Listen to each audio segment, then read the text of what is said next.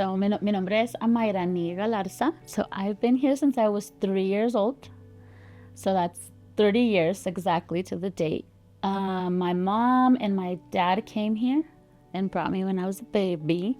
I went to school here from kindergarten all the way to college. Thankfully, my mom, provided everything for us, so we didn't have to worry about that stuff. She had like 3 jobs, I swear, 3 full-time jobs. I don't know how my mom did it, but she did it. So we had like a work study, I think it was called. And they were like, you have to get your parents to sign this and then your job. And I was like, a job? I don't have a job, And they're like, oh, we can help you get one. It'll help you get more credits. And so when I asked my mom about getting a job, she was like, tú no puedes trabajar wherever you want. And then I discovered why it was that I couldn't just get a job wherever I wanted. And so I've always been like straight A student, maybe a B here and there, and that was it. But when they were talking to us about scholarships, they were like, we need your social security number. And I'm like, that's when, of course, it all just tied together in the same class, the same time. So it was kind of like a bummer because I was looking forward to going to CU and, like one of the big colleges. And so when I was 17 and when I graduated, they offered us a scholarship, but because I didn't have my social security, they gave it to somebody else. Like a full ride scholarship. You know what? It was like really bad. I cried. And I did get a little scholarship of like $200 that I could just cash versus, going to school. So I was like, this doesn't make up for it. And so for a while, it was really upsetting to know that my dreams and I wanted to become a lawyer. So it was really disappointing and like crushing, honestly. It was a while, until DACA came along. So I went to the mentality of I just have to work my life away now because this is what we do here, and to be able to live and pay off your bills and just to live. I didn't even get like a career or good jobs. I was just happy that I was going to be able to file my taxes normally and get taxes back. I think my mentality just changed onto what I wanted for the future. I got 2 jobs like my mom, and then I didn't get married or have children until I was 24, which to me was like a generational break from everyone who's like 16, 17 having children. I didn't want to have kids young because I wanted to go to school.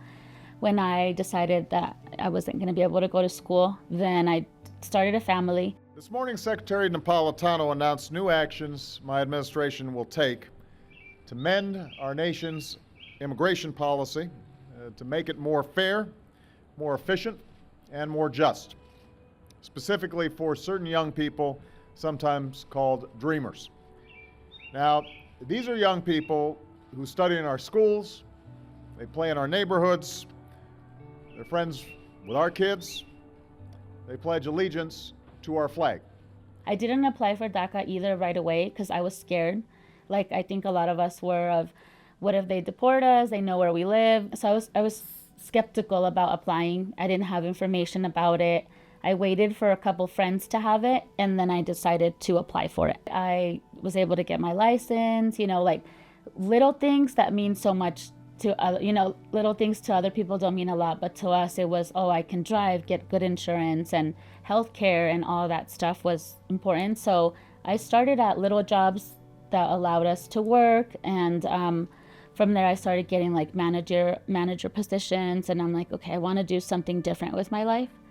And then I applied to college. So for instance, college, I was able to attend college through grants and scholarships. It's still hard for us to get FAFSA, even though we have a social security. But if you're a citizen, you can get a loan to further your education. So that, to me, that's just a big barrier there, education-wise, as well as getting loans for houses, getting loans for vehicles. Like, our interest rate is so high. So that stops a lot of families from moving forward and getting a home, getting a better vehicle for themselves too.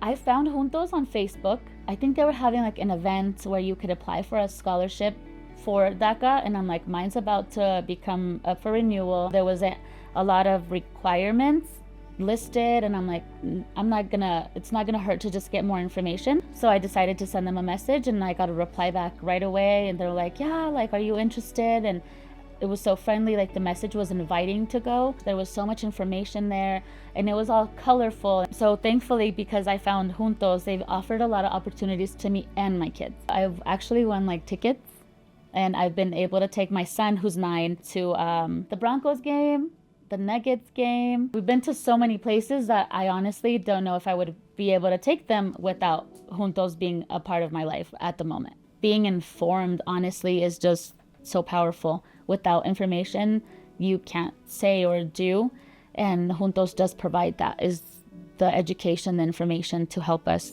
get where we need to go.